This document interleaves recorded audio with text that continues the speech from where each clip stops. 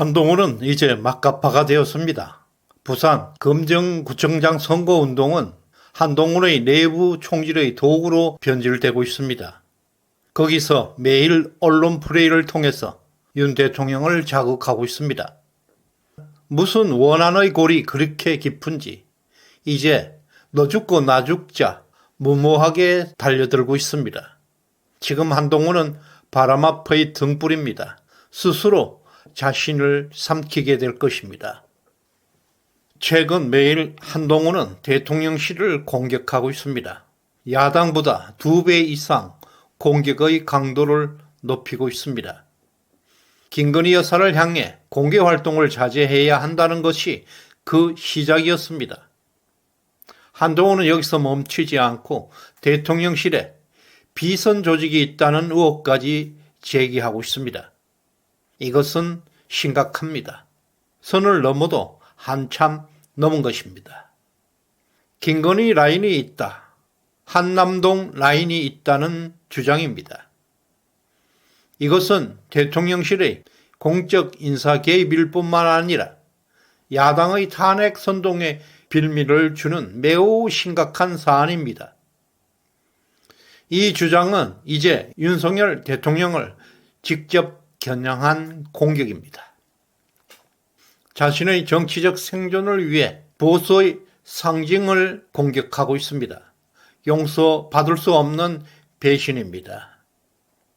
지금 야당은 김건희 죽이기에 사력을 다하고 있는 시점입니다. 전직 법무장관이 대통령실에 김건희 비선 조직이 활동하고 있다는 주장을 언론에 던졌습니다. 이것이 심각한 이유는 법무부 장관 출신이 한 말이기 때문입니다. 국민은 어떤 비판도 없이 사실로 믿게 될 수 있습니다. 탄핵의 불쏘시개를 던진 꼴입니다. 절대 용납할 수 없는 일입니다.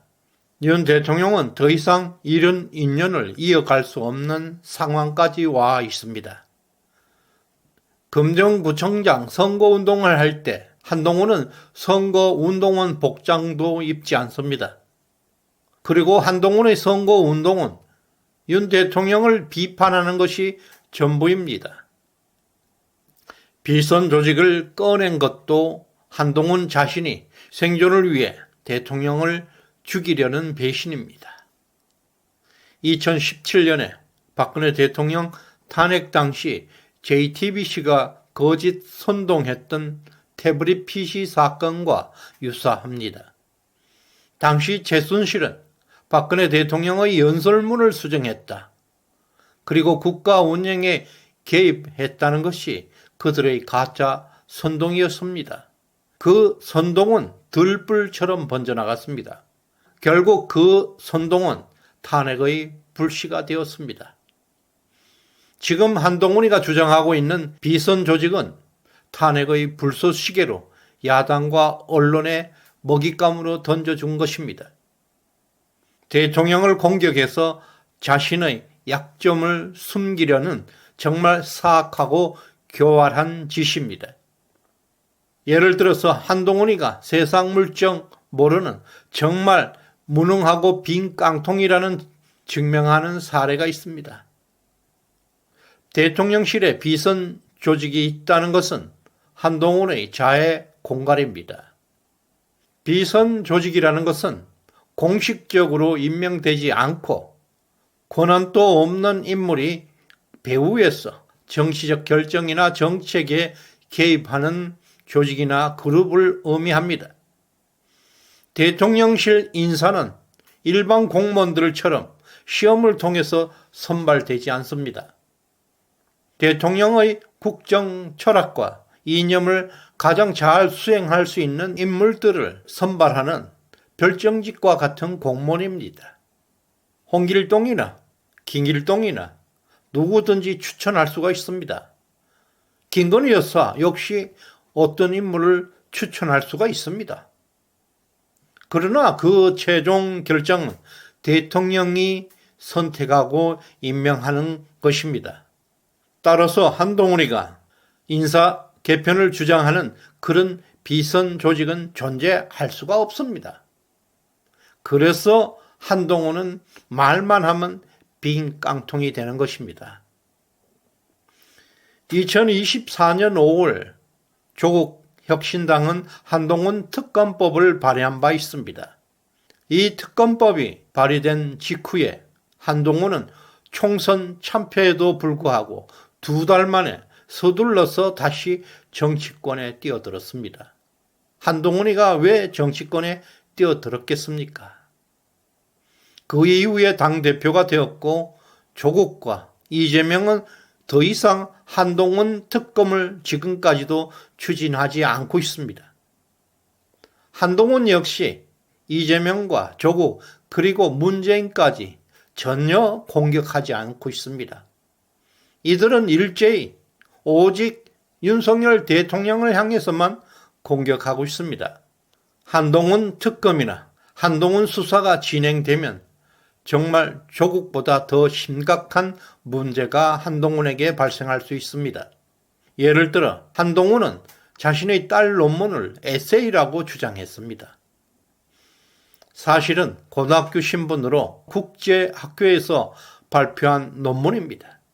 인터넷에 쉽게 구할 수 있는 여러 가지 데이터와 다른 사람의 예제를 거의 그대로 도용한 것으로 드러났습니다. 미국 대학 입학의 정당성까지 심각한 문제가 될 수가 있습니다. 한동훈이가 조국 일가족을 완전 도륙했듯이 한동훈 특검은 그 이상으로 한동훈 가족을 파산시킬 수 있는 폭발력을 가지고 있습니다. 지난번 이재명과 한동훈은 만났습니다. 둘은 독대 시간을 가졌습니다. 독대할 이유가 없는데 비밀 시간을 가졌습니다. 그때 무슨 얘기가 있었을까요? 독대할 때는 서로 가장 아픈 부분을 얘기하게 됩니다. 그날 이후에 한동훈은 대통령에 대한 공격의 수위가 점점 높아지고 있습니다.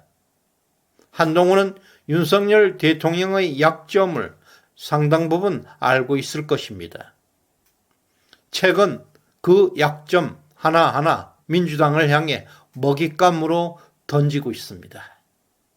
무언가 그들이 조국과 이재명, 한동훈이가 또 문재인이가 어떤 결탁을 했다는 의심은 점점 합리적인 증거로 확인되어 가고 있습니다. 윤석열 대통령은 오랫동안 한동훈의 도발을 인내해 왔습니다. 한동훈은 점점 윤 대통령과의 갈등을 부각시켜 왔고 언론을 통해서 윤 대통령 부부를 공격하는 동안에도 윤 대통령은 보수 진영 국가의 통합을 위해 한동훈의 잔인한 공격에도 묵인해 왔습니다. 이제 그 인내심도 한계에 도달했습니다. 한동훈의 반복되는 도발에도 후배 정치인으로서 수용하면서 정상적인 방법으로 성장할 기회를 계속 주었습니다. 그럼에도 불구하고 한동훈이는 계속해서 대통령과 대립각을 세우고 내부 갈등을 조장하고 언론 플레이를 통해서 자신을 부각시키려는 행동은 이제 윤 대통령의 인내심의 한계를 시험하고 있었습니다. 특히 대통령실에 비선 조직이 있다. 인사 개편을 하라는 주장은 민주당의 탄핵의 빌미를 줄 뿐만 아니라 더 이상 인내할 수 없는, 더 이상 묵과할 수 없는 배신이라 간주하게 되는 것입니다. 윤 대통령은 많이 참았습니다. 인간적 배신에도 불구하고 나라를 위해 인내하여 왔습니다. 한동훈의 막가파 공격은 민주당과 협잡까지 의심되는 상황으로 치닫고 있습니다. 더 이상 인내는 굴종이 될 것입니다. 윤 대통령은 대의를 위해 이제 개인의 인연은 내려놓아야 할 것입니다. 헌법재판소에서도 이제 나라를 살리는 판결을 내려주었습니다. 우주의 모든 흐름들은 이제 우리들을 돕고 있습니다. 지금 윤석열 대통령은 진짜 외롭고 힘든 시간이 계속되고 있습니다. 우리는 끝까지 지지할 것입니다. 우리와 함께 큰 힘이 되어주기를 간절히 바랍니다. 구독, 좋아요 꼭 눌러주시길 바랍니다. 고맙습니다.